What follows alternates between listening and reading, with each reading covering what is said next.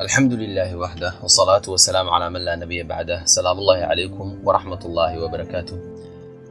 إلى الهانتين بقى كسر دوادا برنامج كيني قصوين كدتكي هراء.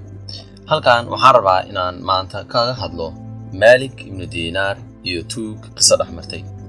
توق أيا هبين هذا كميدة اسكت ضيق إنه أبودو جدارك جوريجا مالك ابن دينار وحنا صورة جشي إنه جده أقاله جوريجي. markii uu guriga soo galay tuugii waxa uu ka xumaaday inuu arki waayo wax mudan in la xado. Malik waxa uu ku mashquulsanaa gudashada salaada isaga oo gartay in aanu kaligii ahayn ayuu si degdeg ah u dhameeyay ducadii oo uu u soo jeestay tuugii. Malik asaga oo aan wax naxdin iyo qalqal toona muujin ayuu si degan u fidiyay salaan nabadeed wuxuuna yiri walaal Allah ku caafiyo. walaal Allah ku caafiyo ayuu ku yiri gurigayga ayaad soo gashay wax qiimo ah oo aad qaadatana waad weysay haddana ma rabo in aad ka baxdo adoon wax dheef ah ka qaadin gurigayga. Malik ibn Dinar qol kale ayuu galay oo uu la soo noqday isaga oo wada caag biyo ka buuxaan. Inta uu eegay indhihii tuugii ayuu ku yiri soo weysayso oo 2 ragcadood oo salaad ah oog. haddii aad sidaas samaysid waxaad gurigayga kaga bixi doontaa hanti ka weyn tii aad markii hore doonaysay. tuugii isagoo hoos u dhigaya habdhaqanka iyo odhaahda ayuu yidhi haa taasi waa deeqsinimo.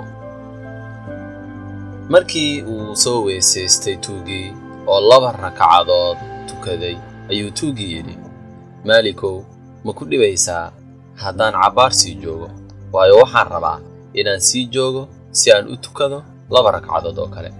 Malik waxa uu yiri iska joog ilaa xad kasta oo salaad ah oo Allah ku amray inaad sameeyso. tuugii wuxuu ku dhameystay habeenkii oo dhan gurigii Malik ilaa subaxdii ayuu salaadii sii waday. markaas ayuu Malik ku yiri hadda bax oo wanaagsanow.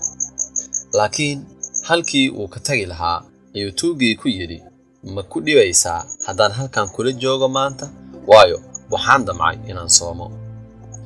joog ilaa intaad rabto ayuu Malik yiri.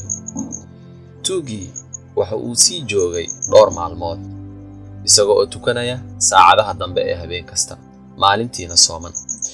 markii uu ugu dambeyntii go'aansaday inuu baxo ayuu tuugii yiri Malikow waxa aan go'aan adag ku gaaray inaan ka toobad keeno dambiyadii iyo habnololeedkii hore. Malik wuxuu yiri taasi waxay ku jirtaa gacanta Alle.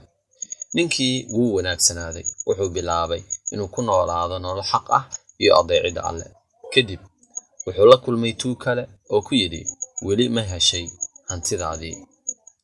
wuxuu ugu jawaabay walaalkay waxaan helay waa Malik ibn Dinar waxaan u aaday inaan ka xado laakiin isaga ayaa xaday qalbigayga. dhab ahaan waan u toobad keenay eebe waan ku sugnaan doonaa ilaa aan gaaro albaabka naxariista iyo dambi dhaafka. barnaamijkeeni qisooyinka dadkii hore meesha ah inoo joogo.